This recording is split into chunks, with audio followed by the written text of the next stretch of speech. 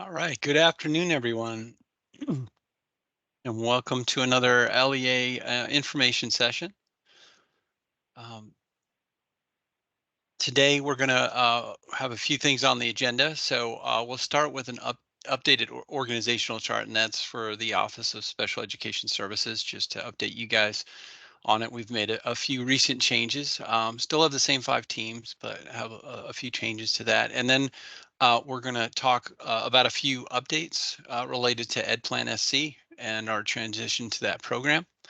So we'll have some updates on that, which Katie will do. And then we're going to talk about the Palmetto Able Savings Program with our special guests from the Office of the State Treasurer. Um, and then we have a few things at the end, a few announcements at the end as well. So without further ado, all of this, as usual, we have our slides uploaded. We also have, we'll provide a recording of this once we get it captioned, like we have done in the past. So if you miss anything, there's always a chance to revisit it. So I am going to take over the screen now and share our revised organizational chart with all of you. If somebody in the chat session could just tell me if this is fairly viewable or, or if it's too small to see. I've made it as big as I know how to with the PDF that it is. At home I use a very big screen.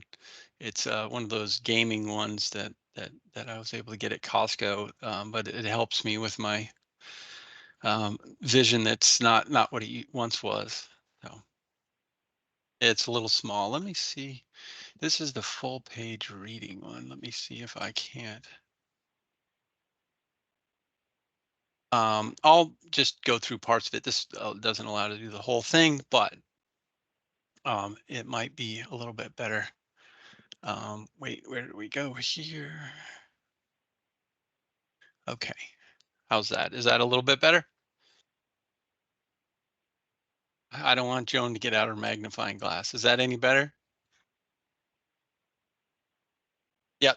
All right. So with this view, we can't see all of it, but this is our kind of we made these changes just last month, um, and basically what we're going to do in these is we have the same 5 teams that we've had before, which is the improvement support that we talked about at fall admin, and policy guidance, community engagement, data collection and verification, and fiscal and grants management, and review and analysis. So we still have our 5 teams here, but we have appointed some new team leads. As you recall, Carolyn and Michelle were team leads previously. previously. Um, Um, And now we've added 3 team leads. So Jenny Dillon is our team lead for improvement support. Lisa McClimate is our team lead for our policy guidance and community engagement team. And then Elizabeth Moore is our team lead for review and analysis. So we've had a few people move around to the office. Bevelyn Jackson is now on our data team. And we've moved Angie Neal to our policy guidance and community engagement team as well. And so some of our correction specialists have moved from improvement and support to review and analysis because the fit there was a little bit better. So we've done a little bit of moving around. I'll go ahead and send this to our Sarah will go ahead and put it on our shared drive so you guys can see it.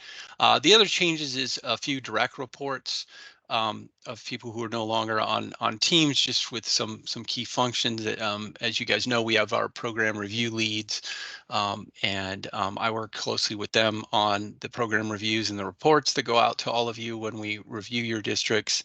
And so Diane and Ann are still our program review leaders, as they have been since we started the process back up again about a year and a half ago. And so they're direct reports to me, and then we've appointed a new SPP APR coordinator. As you know, that's our most significant report that we produce out of this office that we provide to the federal government on an annual basis, and it requires quite a bit of work from the data team, of course, and our Part B data manager, Carolyn, and her team, but also on the program side to discuss the different data points that we see, particularly when we experience slippage in a given year. And so Sandy now is going to help with that and with our planning and trying to work on some of the pieces that we feel we can strengthen um, over the coming years and in our reports to the federal government. So we did hand our SPP APR into the federal government on February 1st. They usually take about 6 weeks to 8 weeks to get back to us with their feedback. So we expect that kind of towards the end of the month. And then in April, we have a 2-week period where we're allowed to make adjustments to our SPP APR and then make our final submission to the federal government. Once we do that, we then post it on our website for everybody to review. And then, of course, we create our SPP APR profiles for each district so you guys can see how you compare relative to the state on those indicators, which are now 17, which will likely be 18 indicators next year, but we'll talk about that when it comes to fruition.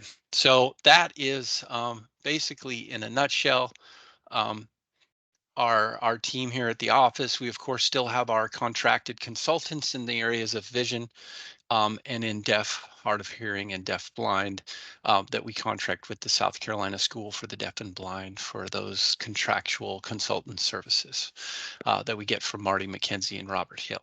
So pretty much the same structure. Like I said, we'll put this out there. But we did move a few things around, and congratulations to those, to Jenny and Lisa and Elizabeth, as they have moved into the role of team lead. So with that, I'm going to turn it over to Katie. All right. Let me get my slides going. We're ready to talk more about EdPlan SC.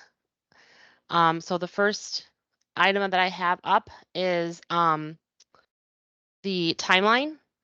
And so as you know, we've been training and doing our power user training. Our last power user training session is March 26th. We were able to accommodate the additional requests and increase the number of power users trained from 300 to 374 by adding extra sessions and PCG allowing us to use that virtual makeup session as actual virtual session. And then virtual office hours, those started. We had our first one last week on March 12th, and those go through October 24th. End user training, people have started as early as March 12th, and I know are going through, I would say probably more like July, early August, maybe doing some of the, new teacher training that they come on. Our dark period, we still know that that's going to be happening in June, and our launch will be in July. Next slide. Okay, so EdPlan SC virtual office hours. We have one more in-person. Second. Agendas will be sent out prior to the session. The agendas are developed based on the input we receive using the support form, and then from just frequently asked questions that we're getting, whether it's Phil getting them or myself through email. Your comments, your feedback about things. We're using that. And so I shared the link and the QR code. It's been shared every time I send out an email about the virtual office hours. What we want you to do is use this. So if there's something that you would like covered during the virtual office hours, put that in there. And we do look at it. We look at it before we create the agenda, and then we look at it again the morning before the session to see if there's anything that we can quickly also add. So we are looking at that. I included the second Tuesday of the month from 11 to 12:30, fourth Thursday of the month, but then I put that down in dates. Some people were like, well, what dates, so this might be easier for you calendar wise. The sessions will be different each time. What is covered on the second Tuesday will not be covered, what's covered on the fourth Tuesday. And we had around 80 power users attend the first session. So we had great attendance for that, and it went well. Next slide. Okay, so for data integration, one of the big questions was about PowerSchool in the fields. So just following up and letting you know that there is a document that is in development, and it will be the PowerSchool to EdFi, to ODS, to EdPlan SC, and how that all looks. It's in the draft stages right now. One of the big changes is that EdPlan has the capability of feeding information back into the ODS, which could be beneficial in the future with assessment, running assessment combinations. So we'll have more on that, but right now the data integration is going well, and I know that it will be beneficial for PowerSchool users to have those fields. So that is something that OSIS is working on in partnership with other offices within SCDE and then with PCG. Next slide. So data migration, I think this is probably one of the biggest things that people are wondering about, and we've been trying to give as much information as possible as the information that we have becomes available. So after testing and reviewing the assessment information and services that would be migrating over from Enrich, it was determined that it would not be beneficial and would create issues with trying to start with clean data. So as you know, the drop-down menus for services are different in every district. There are options that are not in alignment with the guidance that was provided by OSIS. So we're all going to one state list for services. If we bring over services, some of those unwanted items would still have to be available in the drop-down. Users are still going to be able to log all services. So from day one, you're going to be able to go in there and log services. PCG, I requested that if we weren't bringing over the services and we were going to have to go this other route, they're going to put together a quick reference guide, a video, and then we're going to cover it during virtual office hours on how to log those services as soon as we launch in July. And Nick and Phil demonstrated this for us, and it's very user friendly. So we took that into consideration that, we want the users to be quickly able to get in there and start logging services. And Nick, some of you might remember him from the Power User training. He did a little demo for us on how that would work, and it was very user friendly and was not time consuming at all. Assessment participation, we had already discussed that during the Power User group, that because the Office of Assessment has different accommodations, rolling all of that over was causing some issues, and also with where the alternate assessment lies in Enrich versus getting it out and pulling it from into EdPlan. So that was a piece of that. So let's see, during Power User training, I discussed the reason it wasn't feasible to bring over assessment participation and accommodations. There wasn't a way to determine if the assessment participation was for alternate assessment due to how it's laid out in Enrich. So the mapping wasn't good. And our goal is to have your system be as clean as possible, and not migrating assessment participation and the accommodations and the services is going to help us achieve that goal. So the goals will still be coming over. That is what we're testing right now. One of the other areas.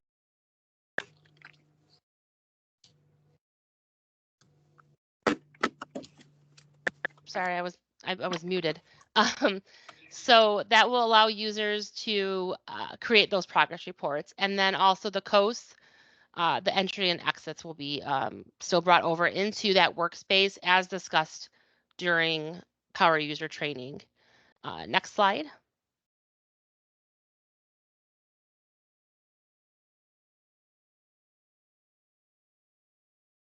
The second objective, so we just covered kind of the first objective of what we were doing. The second objective was to migrate the PDFs for students with active IEPs. We are still in the testing phase. We have 5 districts that, again, thank you for your support with this task: Oconee, Bamberg, Greenville, Richland 2, and Lex 4. They will be soon here looking at their data and how it migrated over. And I said this the last session, what might happen with this data migration is it might only include those PDFs that were generated by Enrich. So as you know, when we're in the Enrich system, there's those two sections, and one is system generated and one is user uploaded, like attachments. And so what we're looking at is Enrich going to be able to pull out both of those sections and get them into EdPlan SC. Our third objective was to migrate the PDFs for the students that are not currently enrolled, but were eligible for student education or special education, in the last 4 years. And then they're not over the age of 21 during migration. Also, please keep in mind that service logs are not PDFs. So if you are needing service logs, you will want to generate them in electronic format. They do not save in PDF under the Files tab, meaning that they're not system generated. So if it was only system generated documents that pull over into EdPlan, these will not be part of that. And they're not automatically stored in Enrich. So they would need to be stored somewhere else or uploaded into Enrich if that's where you were wanting them. But holding on to them is going to be vital when you move forward. The other piece is we had questions about Word documents, JPEGs, and audio files. Those will not be part of the migration. It's just PDFs. Also, draft actions or plans will not be migrated over from SC Enrich. Again, just finalized PDFs, finalized documents. Let's see. And then remember, if you attended training, Power User training, we discussed that the testing of the data migration is going to provide us the data that we need to set the dates of the dark period and the launch. So until we're done with that testing phase, you're just going to see June to start the dark period, July for the launch. Next slide. So what we're kind of looking into is how can users get some of that information out of Enrich for record retention purposes. And so one of the things that we're looking at and exploring is, in Enrich, you can do batch downloading. And so we took one of the students that we've been working on for years. So they had lots of files in there, and to see how long is this process going to take? What does this look like? But if you go to files and then batch, print, and download documents, another box will pop up, and you can either select everything, or you can select just like pulling over those attachments. So those user uploaded items. So that is one option for districts to start looking at ways for you to collect your PDFs from Enrich and then store them possibly on a district server. I know that's what we did with our district. When we moved to PCG, everybody downloaded everything and then threw it in a folder on the server, and that way we had it for record retention purposes. We'll provide more guidance and support for this transition to EdPlan SC and migration of data from SC Enrich as it becomes available. Next slide. The dark period. So I covered this during the Power User training, but I know that there's still some questions, so I'm going to go over it again. Districts will not have access to create actions or documents in either system, right? That's what we're calling the dark period. That's what it's known as. So you're going to need to complete those special education processes outside of those IEP management systems. Things still keep happening. We just don't close up for the summer. So we're putting together resources for districts to use during the dark period. And that was one of the things that I had talked about during the Power User training, was looking at fillable PDFs, using the print documents and pulling over some of the fields from the workspace onto those print documents so that you have everything you need. So that way, when we do launch, you're going to be able to put that information back into EdPlan SC. So we're working on guidance as to how long districts will have to put the information into EdPlan SC. I know that question came up during Power User training. I've asked for feedback as what is a reasonable amount of time for you guys to complete that task. So, all of July, if you, all of, mid-June, July, say we're in this dark period. We don't know how long it's going to last. It's 3 weeks. You're going to have 3 weeks of things that you need to put back into the system. I'm not saying it's lasting 3 weeks. I am giving that as an estimated random amount of time. I have no idea how long this is going to take. But let's just say it is 3 weeks. You're going to have 3 weeks of things that you need to put back in EdPlan. What is in a reasonable amount of time that you would think for your district? And you can share that information with me. These resources will be available early May. We'll provide them to the districts and do some kind of a webinar meeting to go over everything, go over the expectations. So any feedback on, the dark period? I've asked for what what documents do you think we need? What are you thinking about? I know Sherry said she met with some of the speech pathologists today, and they said the ISP, that they might need the ISP. So that's one that we're going to look at doing as well for the dark period. Next slide. Okay, so the FAQ PCG has put out an FAQ from the power user training. I included where you can find that. It's where all the train the trainer information was in there, and so the FAQ is only related to system questions, but there's a lot of good information in there. And it actually is going to be, it's available now. I think Phil emailed me a little while ago and he had said that he just made it available. So you should be able to see it where you were getting kind of that train the trainer information for when you conduct your own training, usernames and passwords. But I included that information there in case you forgot where to go. Next slide. I sent out an email this morning for the outside agency list for the PWN. We discussed it during the user or power user training. I've already gotten over 20 responses from districts, so that's great. Keep those coming. If you have any questions about it or need assistance, just let me know. So what you're doing is I need one submission per district, so you're going to have to talk amongst yourselves and decide who's going to submit that, and look at the agencies that are available and then decide if you need to add any of your own. You can include up to 8. So you don't have to include 8, but you can only include up to 8. So there'll be 8 from when the users go in to complete their PWN, they'll be able to select from any of those 8 that you list. And then I had a couple districts that helped with me with testing this. So Greenwood 50, Richland 2, Dorchester 4. Shout out to you guys. Thank you so much for getting that, trying it out to make sure there was no glitches when districts went to use it. I appreciate that. And shout out to Dottie from Bamberg. She was the first one to do it this morning, I think within like 2 minutes of me sending it out. So, and then they just kept coming after that. So keep those coming in.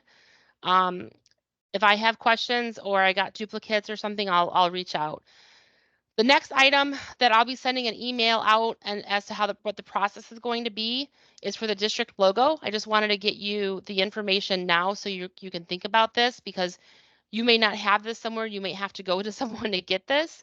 But the district logo, it needs to be JPEG or a PNG file format. And then I have down there, it needs to be transparent, and then the pixels. So that was the information that I have from PCG. So no longer, right now it's the State Department logo that's in the corner. When we go to the live site and we launch, it'll be your own district logo. But more information on that will be coming soon. I'm just trying to figure out the best way to get that information back to me, and then for me to get it back to PCG, and how we're going to collect that. Next slide. Okay. Just to say that there's going to be more information coming soon about accommodations, but districts should plan on running reports for accommodations prior to the dark period. So having that information ready before you go. So that week before the dark period, when we announce the dark period, running those reports. Also those acknowledgement of accommodations, maybe having those forms ready to go for the beginning of the year, putting that form that you can print out in Enrich, putting that in the child's record. There is one in EdPlan SC, however, it's only available with the finalized EdPlan SC IEP, meaning you'd have to do a new IEP. So one of the things that got discussed actually today was looking at making one for the dark period and then having it available for districts to use as needed for students when they don't have that EdPlan SC IEP and they can't create that. And looking at how that's going to work. So we'll have more information about accommodations and running reports, but for right now, just starting to get kind of in the back of your head, okay, how am I going to get acknowledgement of accommodations at the beginning of the school year when I can't make those sheets like I can on Enrich? And next slide. Okay, I talked a little bit about this during power user training, making sure everyone kind of wraps their head around what has happened. So there's allocated power users versus power users. So When we initially came out with 300 power users total for the state, that number came to us from PCG because that's how many licenses that we have for power users to be connected to the Zendesk help desk. So what that means is if I was an allocated power user in my district, then I will have the availability to send a help desk ticket through Zendesk. Everyone will have access to all the Zendesk resources and materials, but only specific users can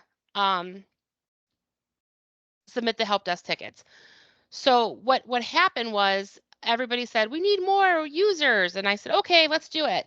And so we kind of got into this little bit of where it was like, oh yeah, you could train as many people as you want, Katie, but only 300 can still have access to submit help desk tickets. So what's going to happen is I'm going to be sending out an email to say, hey, you were allocated 3 power users, but you brought 10 people to training, which is great. These are the 3 that were the allocated ones. Is this correct, or do you want us to change this out? Meaning, as a director, you might say, I'm not going to be submitting help desk tickets. I need it to be my, special ed coordinator. So I need that switched. So I will be doing that district by district. You'll get an email from me. It'll show you who has that right, and then who are your power users that were trained, and who do you want to have that access. And some of you might be really easy peasy, and you're going to say, yep, that's who it needs to be. Some of you, there'll need to be changes. The other piece of that is that some districts gave up spots. So like they were like, oh, I don't need 4 power users. We're only going to bring 2. And so making sure that if they need their allocations back of the 4, that they could get those back if they want them. So there's a few districts that said we can do without the number that we were given. We'd like to share the wealth. And so but in doing that, they didn't realize at the time, because we didn't realize at the time, that those were connected to being able to submit a help desk ticket through Zendesk. And next slide. Okay, so there will be additional virtual training on the following components that will be forthcoming. So we'll be putting that out. We've talked about during power user training, we talked about, how this will look, webinars, things like that. The one question I've received, I think the most frequently related to training right now, is what's the address? So you're going to want to make sure that you have that bookmark somewhere on your computer and saved. But that is probably one of the most frequently questions I've been getting asked, is I can't remember the login.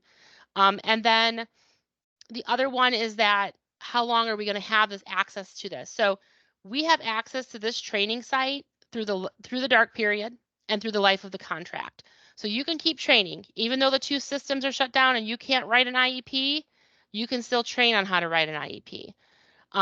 So I think that is very beneficial. I think it's also very beneficial that, these are fake students. So I really am liking the training site and how that's going. So then, okay, next slide, Sarah, our last slide. We know it's a lot. We know that this is change, and but it's good change and it's positive change. And the more positive and we just embrace the change, I think it'll be better. And so to say that, keep calm and ask questions. I'm available through email. I've done Teams meetings with people when they've had a question or they need to brainstorm or work something out. I'll jump on there with a couple teammates to help them through that process or that thinking, and how am I going to do this training? This is my thought. This is my idea. We have the support form through PCG, so the virtual office hours. So don't suffer in silence. Tell me what's going on. Tell me what we can do to help. I may not always have the answer, but I will find that answer for you. And chances are, if you're thinking that same thing, somebody else might be thinking that too.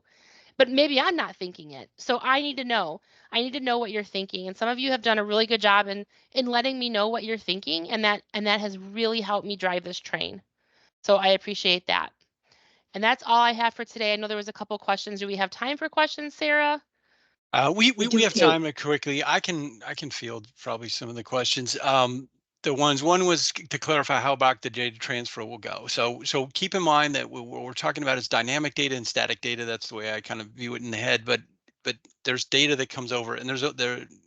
Katie went over the fields, and so the data is just certain pieces. Like there's some historical data and she's listed them out, so that would be whatever it is for that student. If they were made eligible recently, obviously their historical data only goes back to their initial eligibility date. But as far as the PDFs, it goes back to as far as Enrich goes, which is basically 10 years. In other words, for a student, if there's a currently active student and they have Enrich generated IEPs in the system that goes back 10 years, we're attempting to bring over all the PDFs that were Enrich data generated for that time period. And we're looking at other PDFs, but to the extent that we can grab those PDFs, we'll grab whatever's in there. It's more dependent on the student, meaning are they currently active? Then they're included. If they were active within the last 4 years and they didn't turn 21, the idea there being that if they return to your district, that it would be easy to recapture that information. So there's not really a set date going back. It depends on what's in Enrich. Some students have as many as 10 years worth of data in Enrich. Some only have a couple years or a year. So we didn't set any limitation on the amount of time we're reaching back to in the system. We just had to address current students first, and then our next objective was to get those that went inactive in the last 4 years, but that have not turned 21. The second question is, I guess, about the dark period one, uploading documents and then any important dates. I don't believe there's a capacity in EdPlan. We can check on that to just enter pieces. There is the ability to transfer, students who are in Enrich to get certain data pieces, which we're bringing over, such as goals, but you wouldn't be able to enter that so that you could do goal progress reporting, as far as we know, or do service logs. And so you're going to limit your ability to do that. So we also know from our transition to Enrich 10 years ago that the quicker we can get EdPlan IEPs up and going, the better. So we want those in the system as fast as possible because it opens up a world of opportunity and reporting and different functions that aren't available until you've created an EdPlan IEP for that student. So the bottom line is we're trying to assist with tools that'll make it easier to do that data entry once we launch. But that's really the only alternative we have now, unless Katie can correct me on that. But I don't think there's the capacity to just manually enter data into EdPlan and then upload a PDF. No, if you look at the one slide with the objectives for data migration, I think it's slide 4, it talks about the timeline data that will be coming over. So like the IEP start date, the planned end date, the eligibility date, the consent for services, the eligibilities. So all that timeline data that's going to spark the system to get it ready to what you need to do on day one. That's why on day one we'll be able to go in and you'll be able to add a new IEP. That timeline data will be there. But you could just take the documents that are in Enrich. I think if this might be what you're asking, Elizabeth. But if you took all the documents out of Enrich that you wanted to keep, like those uploaded attachments, if they don't come over, and then upload them, you could do that. But we kind of want to get everyone on that mindset of I need to do something for record retention.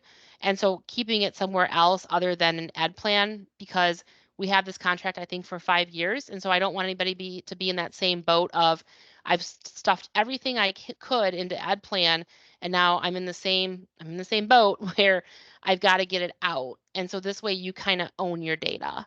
So looking at it that way. Another question was merger of students. I believe that actually that in Enrich Frontline will be going over this at their March 20 information session that they're holding. The merger, student mergers, with specific instructions from Lori James on how to perform that. So that was one of the questions about merging students in Enrich. So I think, like I said, I think that will be covered at their March 20th meeting, user meeting. Um, what is the difference between this is just what South Carolina Legal Services has done it. I mean, I would imagine that their intake line, it can be used throughout the state, whereas their Columbia office is more for people who want to locally go into the office or contact them who live in Columbia. But we can search that further, but we'd probably have to reach out to legal services. That's just how they have it listed. That they list it in that manner. But that would be most likely what they have. Is one is a statewide line, and one is more for Columbia clients. For the next question, Sarah, they can reach out to Sophia Mosley if they haven't heard anything yet. But I would look at, and I don't know, Peter, not making a decision on this until we've put that final Right. We're information out. Don't jump. exactly. Yeah. Yeah. Don't jump the gun. I mean, we would just what we'd say on this is we're still working on the extension for the statewide contract. Um, we're looking at it's most likely there will be some overlap. In other words, there will be some access for districts after the launch, paid for by the state. But we're looking at that extension right now. As soon as we're able to finalize that, we can give districts the date. But obviously districts would only have to pay for whatever remainder of the year if you wanted to keep it for the full 24-25 school year that's not picked up by the state contract. But we're working on that now, and you can certainly reach out to Frontline and get an estimate of what the full year would cost. But it may be a reduced amount at the end. And Peter, then, oh, I'm sorry, this is Carolyn. If I may add, I believe the question about the merged student has to do with the son's ID number, the students with the 9991 school. There's some issues pending around merging of students within the system. And the Power School folks at the state are working on guidance. Actually, they put something out Okay. The end of last week that they're doing their final reading to be able to share with the Power School coordinators. What I will encourage districts to do is once we get the word that information has been sent to them, I will share it with the SPED reporting and the directors so that they'll have that information. But it's going to be crucial that they talk to and communicate with their Power School coordinators to resolve those near matches and matches for the son's ID number. Okay. So that information they're going over, I know it's on the agenda for the Enrich, but that was just for general mergers, not that specific merger. Is that right, Carolyn? Correct. That is Okay. correct. Yes. Okay. That sounds good. so for the wiping training, of the wiping of the data. Yeah, at first we were really super excited because we won't have like 21-year-old third graders, and that was the whole point, was that the dates would be the birth dates and things like that would be fixed. So we're still working on this piece because my concern was if you go in there as a trainer and you develop like IEPs that you want to use for your training, that could potentially, wipe that out. So there's kind of been some back and forth as to what's going to be most effective, best.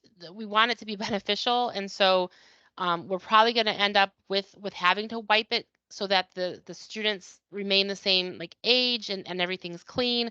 However, that means that you're going to want to, like, if you did, example IEPs or something, you're going to want to save those so they can be re-entered into the system or uploaded, to that student. So no final answer on that, Elizabeth, but I really do think that we'll be having to wipe just because we want to keep the ages and the grades correct.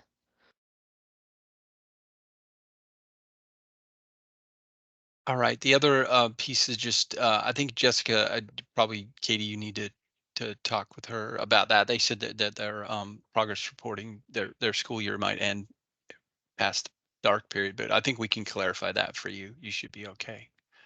But that's probably a one-off thing as far as some of the Yeah, if districts you that want are to finishing later. send me an email and we can kind of talk about that process and work through that. Yeah. We were aware that there's And some districts, and some districts are, we can make provisions for that to make they're sure that ending you can do later your in progress June. reports. The meeting tomorrow is, what time is that? Carolyn, do you have that information? Let me see. I can't remember what time. I think it It's was from 9 to 3. Oh, it's an all day. It's the all day in person, but then they're doing their user knowledge one during a certain time, or knowledge user, what do they call it? Yeah, I think that's normally at 1 o'clock. From 1 to 2. There you go. Is like, there I any knew way to someone- put the link to that, Diane, in the chat? I will put it there. I'm trying to find it. Okay, we'll put it Thanks. in the chat. Yeah. We should but now we really do want to get to the information at the state treasurer. I just want to preface this that we did have our presentation last time from SCIPSIP, which is the consortium for the programs for students with intellectual disabilities at our 6 universities across the state. One thing that I did want to note is that in talking with the Commission on Higher Education, they did kind of talk to us about the fact that we have approximately 160 seats in those 6 programs across the state. And this year we only had 59 South Carolina students in those seats. So I think we should, it's meaning that the majority of the students are coming from out of state. And so this is important information, to make available. We'd love to see more South Carolina students take advantage of the programs, because for a small state, we do have a good amount. So anyway, with that, I'll turn it over to Karen. Thank you for waiting. Thank you, Peter. Yes, so that was actually your introduction, Karen. So yes, this is Karen Snyder, Karen Kreider. Goodness, so let me get your name right. Karen Kreider from the State Office of the Treasurer. Karen, you're welcome to turn your camera on so people will see you. And Okay. I'll turn the slides for you. And as you mentioned, we'll hold the questions until the end, but people can put them over in the chat or wait until the end to unmute. All right. Thank you so much. I appreciate it. And my last name is Kreider, but believe me, I've been called a lot of interesting names with a name like Kreider. So, okay, let's go to our first slide, which is Palmetto Able Saving for the Future. This photograph was actually taken the day our program opened in 2017. So in addition to being the program manager for Palmetto Able, I'm also the mother of the young man who is standing second from the left. That's my son, Matthew. And he is very proud to be the first owner of a Palmetto Able account in our state. He was my very personal guinea pig right when our program first opened. And that's Treasurer Loftus standing there with the red tie on. So next slide, please. For those of you who aren't familiar with ABLE accounts, this is actually a federal act. It's the Federal Achieving a Better Life Experience, or ABLE Act of 2014. And this was really the inspiration of a group of parents with the National Down Syndrome Society in North Virginia who were frustrated because they couldn't save money for their children who were going to need their help the most. So it took 10 years of advocacy efforts, but finally the IRS tax code was amended and it created tax advantage savings and investment accounts for individuals with disabilities. And why these accounts are so important is that it allows individuals to save money without impacting their eligibility for means-tested benefits such as SSI and Medicaid. If an individual has more than $2,000 in resources and receives benefits, they risk losing those. With ABLE accounts, you can save significantly more than that. Next slide, please. Now, the Palmetto Able Savings Program was actually established in response to the federal legislation, and this is South Carolina's Qualified ABLE Program. As we mentioned, it's administered by the State Treasurer's Office. We opened for enrollment in November of 2017, and today we have almost 3,300 accounts open statewide and over $36 million in assets under management. To give you an idea, on a national level, as of the end of December, over 163,000 accounts have been opened because these are available in every state, and $1.74 billion has been saved. So we're seeing that people really are using these accounts the way they're intended to. Next slide, please. So what exactly is a Palmetto Able account? Well, this is a financial resource, and it really has benefits and features of several other types of accounts. It's similar to a college 529 college savings account in that it's tax advantaged. It's similar to a checking account because you can use the funds on a transactional basis. And it's also similar to a special needs trust in that the money you save is protected and is for the benefit of an individual with a disability. Next slide, please. In terms of eligibility, because there is criteria that has to be met, to participate in our program, you have to be a South Carolinian and have a disability that was present prior to the age of 26. Now, being in special education, the students that you work with, my guess is almost all of them, if not all of them, would be eligible to open an account. So in addition to that, they would have to either receive SSI or SSI due to their disability, or they may have a condition listed on the Social Security Administration's list of compassionate allowances conditions, or they can self-certify their eligibility, which is basically attesting that they have a disability that qualifies them for an account. And we do have an eligibility quiz on our website, which is palmettaable.com, and we'll tell people in just a matter of minutes whether or not they can open an account. And it's interesting to note that effective January of 2026, the age of onset of the disability is actually going up to 46. So we have a lot of adults in our program, and currently the average age of our account holders, believe it or not, is about 45 years old. So it's really across the board. Next slide, please. I have this slide in here just because I like to show kind of the breadth of people that may be eligible. You can have someone who was born with a condition such as Down syndrome. You can have an individual who was in a terrible accident and found themselves with a permanent disability. You could have a military veteran. You can have someone who has a mental health disorder. And the mental health disorder is particularly interesting because a lot of times individuals who have these issues will show symptoms as a teenager, but they might not be diagnosed until later in life, and they would still be eligible to open an account. So the best thing we can do is suggest people take our quiz online. Next slide, please. There are lots of reasons to open an account, and I'm going to go through this fairly quickly. First off, they're flexible. You can put the money in these accounts. You can use it to pay for immediate needs, or you can save it for the long term. It depends on how you need to use those funds. And these are also a great spend down alternative. And I don't know if you're familiar with that term or not, but a lot of times when people receive benefits, when they start approaching that $2,000 limit in their resources, they have to go out and spend their money on just anything to keep under the limit so they won't lose their benefits. And that's a shame. With these accounts now, they can save the money and avoid that. They also are very empowering because for a lot of people, this is the first time they've been able to have a financial account in their own name, even as adults. They're also very easy to use. It's very similar to online banking, and there are tax benefits associated as well. So when you make contributions to the accounts, if any of the parents of your students do, they can actually deduct those from their South Carolina state income tax return, and the earnings all grow tax-free. Next slide, please. Enrollment is done online. It's quick and easy. Our website is palmettaable.com. It literally will take about 20 minutes for someone to open an account. And currently it's a $25 minimum opening deposit for an account. So that money belongs to the account holder.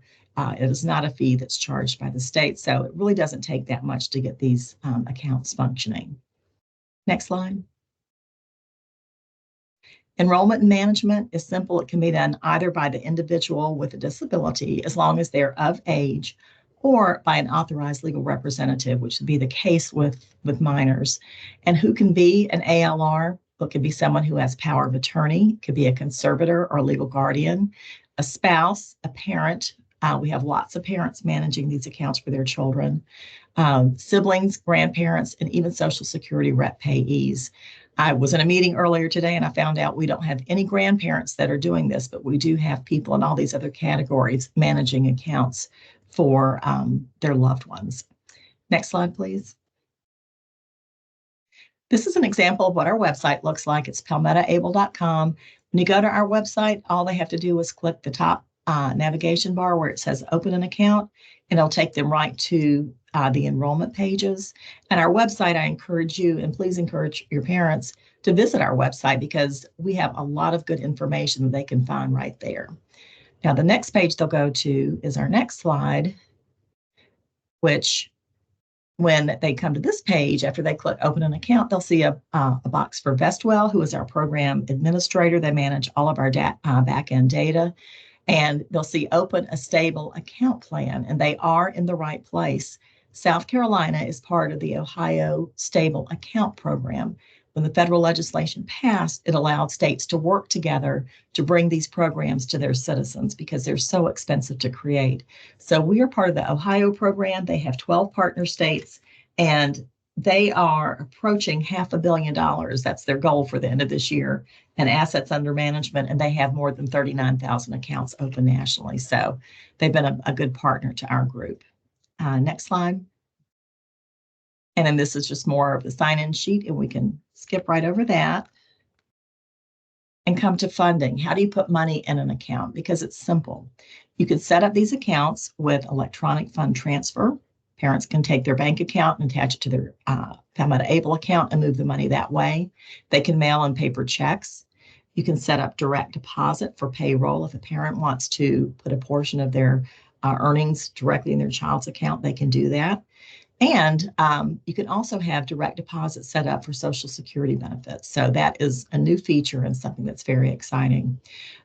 We also have program rollovers. So if you have parents who are perhaps new to the world of special needs, if they have a child that has a 529 account, they can actually roll money from their college savings fund into an ABLE account for that same child and use that money for education, but lots of other things as well.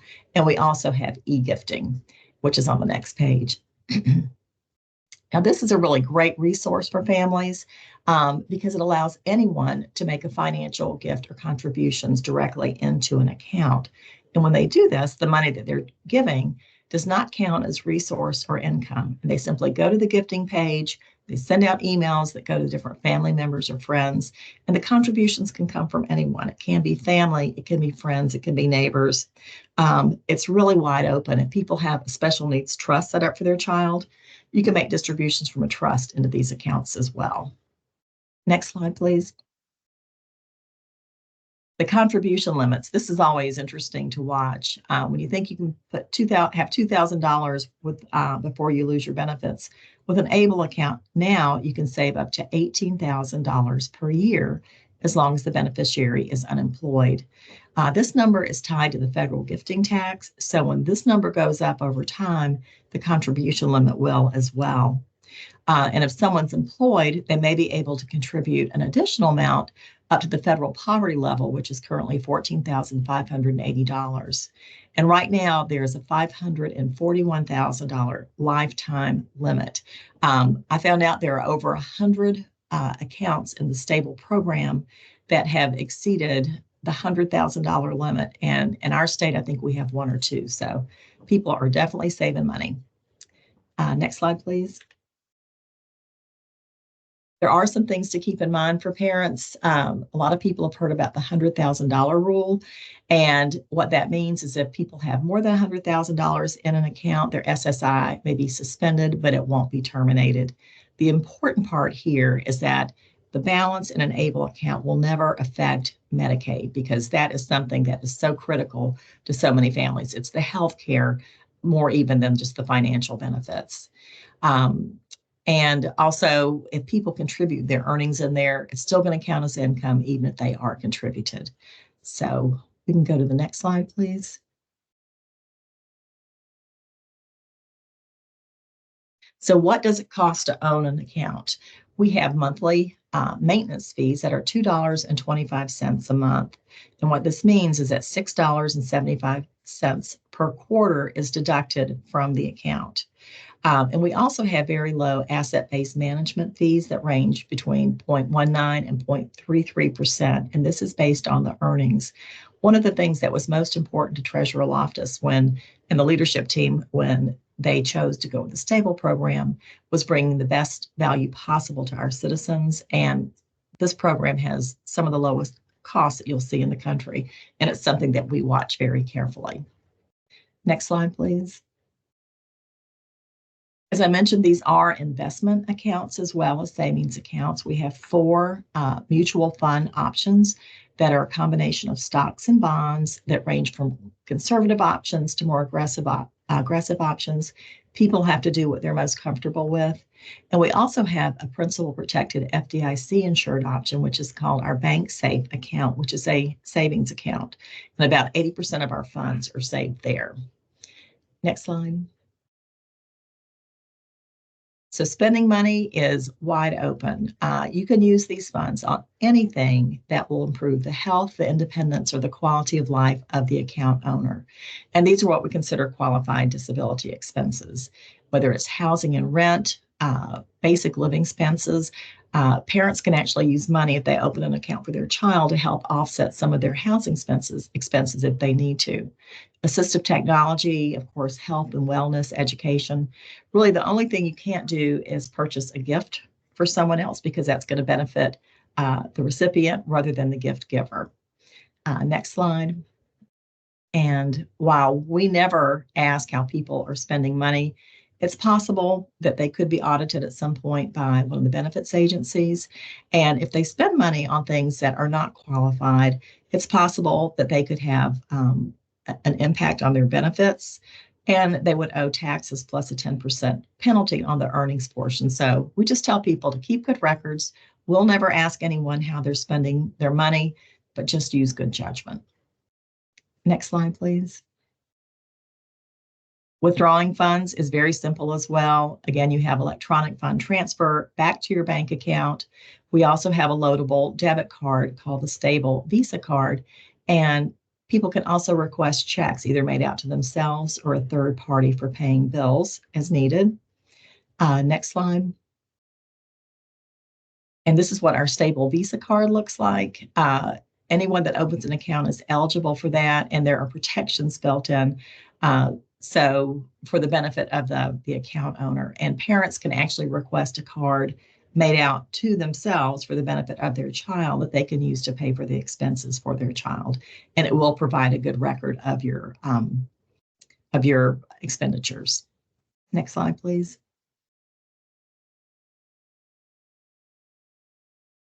Palmetto Able accounts and special needs trust. This is something we are frequently asked about. People say, well, if I have an ABLE account, do I need a trust? Or if I have a trust already, why would I need an ABLE account?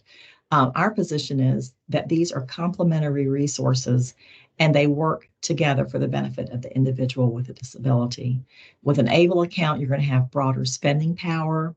You also will get tax deductions on your contributions, and they can be established and administered by the individual with a disability or a family member. With special needs trust, one of the big benefits there is they can accept unlimited cash and non-cash assets, and they can make distributions to ABLE accounts. So these are really good tools to have together working for families. Next slide. I'm going to kind of hop over the next couple of slides. I just will simply say here that these accounts are subject to Medicaid estate recovery if the individual received benefits, but we do have protections built in there.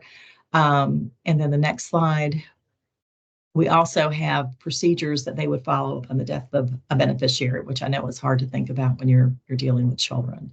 So next slide.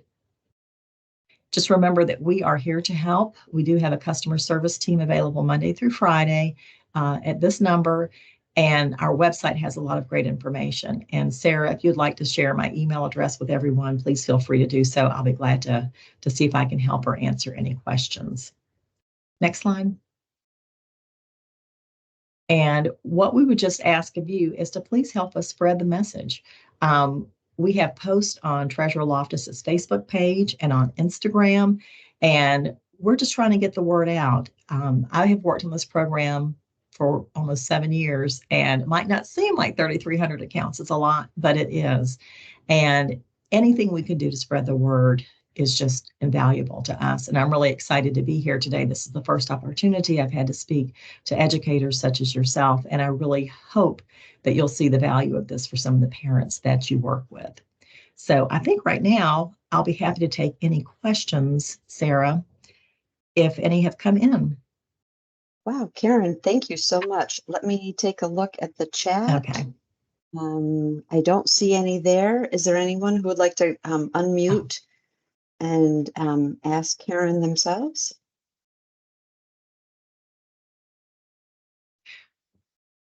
Well, if you do come up with questions, please feel free to reach out to me. I know that I was talking very, very quickly, but I wanted to get everything in and try to stay within our time parameters. So thank you so much for your time and attention today. I greatly appreciate it. We appreciate your time, and thank you for sharing this valuable information with us. So thank you so much, Karen. Have a good You're day. welcome. You too.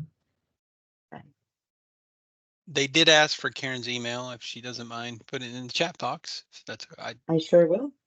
thank you. Yep. Get to these last couple of slides here. There we go. So Peter, let me turn my camera off. I'll give this back to you.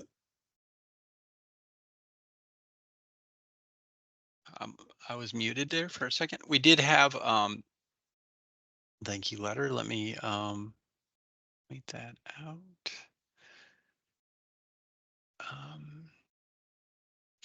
So we did get a thank you letter from a parent, and it's up there that you can see. Who expressed and they're in Greenville County. So we just wanted to give a shout out to Greenville. This parent just was so happy with the experience that their child had had, and the exceptional job that the staff did for their child, and that they will be headed towards graduating from high school.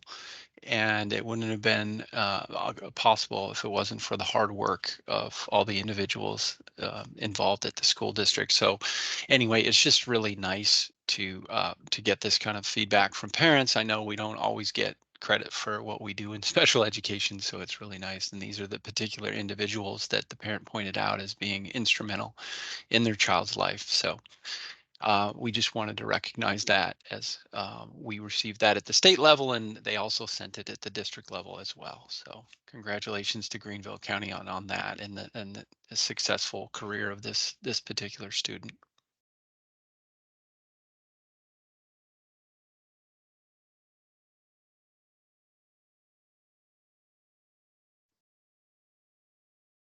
Good afternoon. I just have a couple of, couple of P4 announcements. We do have suspensions and expulsion in early education coming up on March the 27th. That's next week with Jennifer Rainville and Heather Googe. There are both in-person and virtual options. Would encourage you to sign up and join us if you are able to do that. We also, if you are interested in starting a Handle with Care program in your district and county, we have Andrea Dar doing a pre-conference workshop on April the 24th as part of the Southeastern School Behavioral Health Conference that will be in Myrtle Beach. This is a free pre-conference, whether you attend the full conference or not. For more information and registration, there's a link. And then we had one more hot off the press approval today. And this is an offering for parents. And I'll get Sarah the information so she can send it out to you. But it is a virtual event for parents on parenting strategies for addressing challenging behaviors. So I would love for you to share that with your parents. It will be virtual, April 17th, 2 time options, one over the lunchtime period and one in the evening. So hopefully parents can attend. So we will get that sent to you so you can share that with parents. Thanks, Sarah.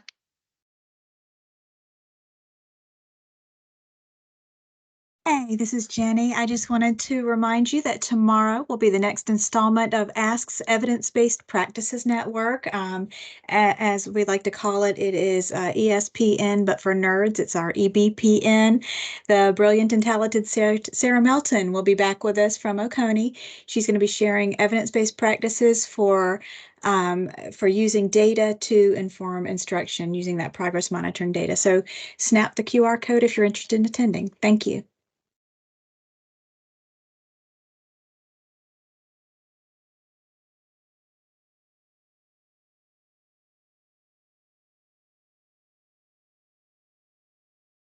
Good afternoon. This is just a reminder about procurement. Please start to plan your procurement for next year. As you know, this year was the first year we were required to do non-competitive approvals, but we just want to make sure that districts are thinking about their procurement needs for the 24-25 school year, planning for those needs, because we will not be able to be as accommodating in approving those forms this year, or excuse me, next year, as we were this year. So if you have any questions, please feel free to reach out to me. Thank you.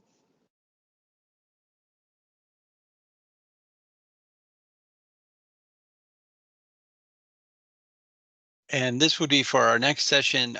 Right now, it's probably going to be a shorter session on April 2nd, just so you can plan accordingly, but we'll likely have some additional EdPlan SC updates as we get more information on that to pass on to you, and probably some additional reminders about upcoming events.